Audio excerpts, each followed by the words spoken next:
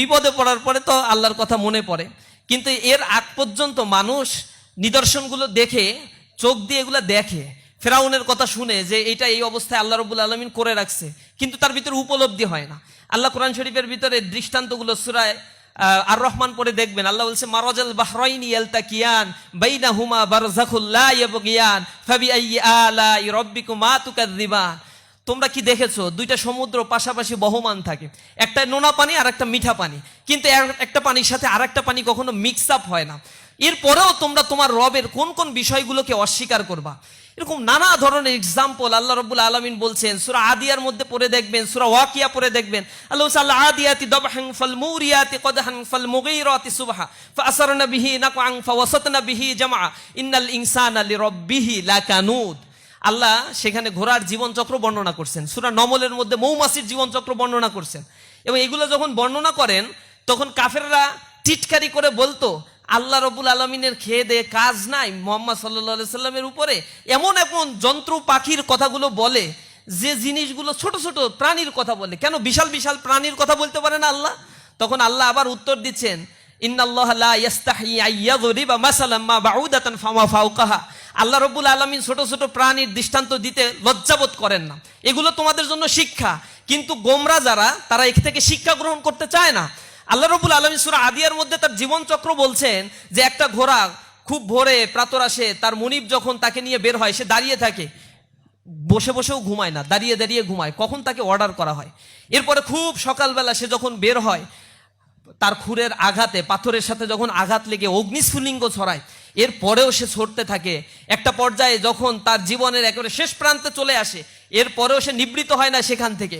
যখন একটা পর্যায়ে গিয়ে কহ কহ শব্দটা বলে, তখন তার মনিব ধরে নেয় এই ঘোড়া আর বাঁচবে না, সাথে সাথে মাটিতে লুটিয়ে পড়ে সে শেষ হয়ে যায়। জীবনের শেষ মুহূর্ত পর্যন্ত সে লয়াল থাকে। আল্লাহ রাব্বুল আলামিন সেই দৃষ্টান্ত টেনে নিয়ে মানুষকে বলছেন, ইন্নাল ইনসানা লিরাব্বিহি লাকানুদ। নিঃসন্দেহে মানুষ তার রবের প্রতি বড়ই অকৃতজ্ঞ। তাকে আমি এত দৃষ্টান্ত উপমা তার সামনে নিয়ে এসেছি, কিন্তু সেগুলো থেকে শিক্ষা গ্রহণ করে না, সে শুধু সেলফি তোলে। আমি বিদেশের বিভিন্ন জায়গায় গিয়ে দেখি বড় বড় পাহাড়ে, মালয়েশিয়াতে গেলাম একবার, যে বিশাল পাহাড় 600-700 ফিট উপরে কেবল কারে উঠাচ্ছে। তো পাহাড় যে আল্লাহর একটা নিদর্শন, আল্লাহ রাব্বুল আলামিন কোরআনে বলছেন আমি পাহাড়গুলোকে পেরেক হিসেবে গেড়ে দিয়েছি, না হলে জমিনে তোমরা বসবাস করতে পারতা না। এখানে ছবি তুলতে তুলতে অবস্থা খুব খারাপ, সেলফি স্টিক, এই জিনিসটা আমাদের মধ্যে গেঁথে আছে। আল্লাহ রাব্বুল আলামিন বলছেন আল্লাহুম আয়ুনুন লা ইউবসিরুনা বিহা, তোমাদের দুইটা চোখ দিছি, চোখ দিয়ে আল্লাহর নিদর্শন দেখে তোমার কি করতে হবে এটা তোমরা বুঝতে পারো না। আল্লাহুম আযানুন লা ইয়াসমাউনা বিহা, তোমাদের দুইটা কর্ণ দিয়েছি, কিন্তু এক কান দিয়ে ভালো কথা বলার পরে শোনো, আর এক কান দিয়ে বের করে দাও। এখান থেকে শিবির আজকে অনেক কথা বলবে, যাওয়ার পরে বলবে it's a political programme, political organisation, so এইগুলা শোনার কোনো প্রয়োজন নাই। কিন্তু আমরা যা বলি সেগুলো কোরআন থেকে যতক্ষণ বলবো ততক্ষণ তোমাকে শুনতে হবে। আল্লাহ রাসূল বলছে ইন্না আসদাকাল হাদিস কিতাবুল্লাহ ওয়া আহসানাল হাদি হাদিউ মুহাম্মাদিন সাল্লাল্লাহু আলাইহি ওয়াসাল্লাম। যখন কোরআন থেকে কথা বলা হয়, এটা আল্লাহ রাসূল বলছে সবচেয়ে সত্য কথা এটা।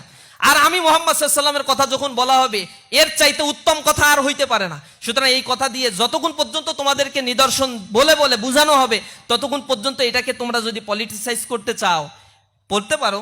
ইসলাম পলিটিক্সের বাইরের কিছু না। ইসলাম রাষ্ট্র ক্ষমতার কথা বলে, ইসলাম হোল সোসাইটি দখলের কথা বলে, ইসলাম বলে তার নর্মস এবং ভ্যালুসকে এস্টাবলিশ করছে একেবারে রাষ্ট্র পর্যায় পর্যন্ত।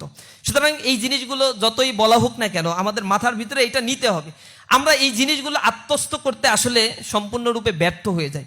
আমাদের অন্তর আছে, এটা উপলব্ধি করতে পারি না। আল্লাহ রাব্বুল আলামিন বলছেন উলাইকা কাল আনআম, এরা হচ্ছে চতুষ্পদ জন্তু জানোয়ারের মতো, বালহুম আদল, বরং কিছু কিছু ক্ষেত্রে যখন তারা এইগুলা মানতে চায় না, এর চাইতেও তারা নিকৃষ্ট হয়ে পড়ে। উলাইকা হুমুল গাফিলুন, এরা হচ্ছে নিজেদের থেকে নিজেরা উদাসীন হয়ে পড়ছে। এটা মানুষের জন্য বলা হয়েছে, বাংলাদেশের মানুষের জন্য না, বা পার্টিকুলারলি চিটাগাং ইউনিভার্সিটির জন্য এটা বলা হয় নাই। এটা আল্লাহ রাব্বুল আলামিন সব ম্যানকাইন্ডকে ইনভাইট করে বলেছেন যে হ্যাঁ, তোমরা এই ক্রাইটেরিয়া ফিল আপ না করলে তোমরা কিন্তু গোমরাহির মধ্যে আসো। তো আমরা জানি মানুষ হিসেবে জন্মগ্রহণ করলেই সে ন্যাচারালি কিন্তু প্রোডাক্ট হিসেবে, ভালো একটা প্রোডাক্ট হিসেবে তৈরি হয় না। সবচেয়ে পৃথিবীতে দুর্বল একটা প্রাণী হচ্ছে মানুষ। আল্লাহ বলছেন খুলিকাল ইনসানা দঈফা, আমি মানুষকে সবচেয়ে দুর্বল করে সৃষ্টি করে দিয়েছি। এখন এমন দুর্বল, বাঘের মতো সে গর্জন করতে পারে না, এরপরে সে পানিতে মাছের মতো ঘন্টার পর ঘন্টা, যুগের পর যুগ অবস্থান করতে পারে না, বাদরের মতো এক গাছ থেকে আর এক গাছে লাফালাফি করে তার জীবনযাপন সে করতে পারে না, সে মানে সাপের মতো বিষধর না, সে কোনো প্রাণীর সাথে তার মিল হয় না, অথচ সব প্রাণী তার অনুগত্য। বিমা ইয়ানফাউ বিহান নাস, তার অধীনস্থ আল্লাহ রাব্বুল আলামিন করে দিয়েছে।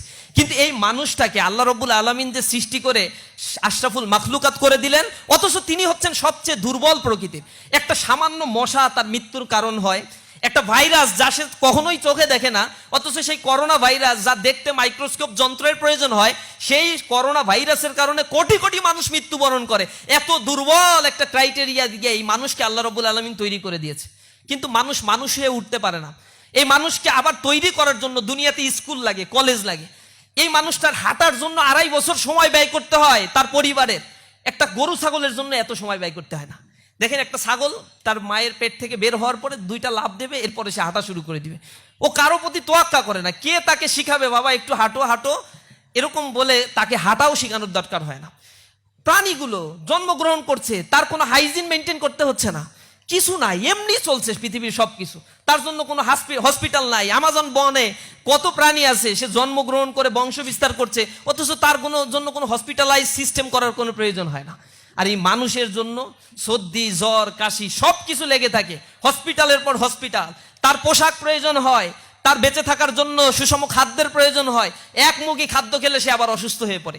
এত দুর্বল করে আল্লাহ রাব্বুল আলামিন তৈরি করেছে। এই মানুষকে মানুষ হয়ে উঠতে তার সঠিক শিক্ষার প্রয়োজন হয়, সঠিক একটা এনভায়রনমেন্টের প্রয়োজন হয়, তার ট্রেনিং এর প্রয়োজন হয়, তার গেস্টার পোস্টার কথা বলার সিস্টেম, তার সব বিষয়গুলো তাকে ট্রেন আপ দিয়ে শিখাতে হয়। এটা এমনি এমনি কেউ শিখতে পারে না। এজন্য ইসলামী ছাত্র শিবির বলছে এই শিক্ষাটা হতে হবে ঐশী শিক্ষা।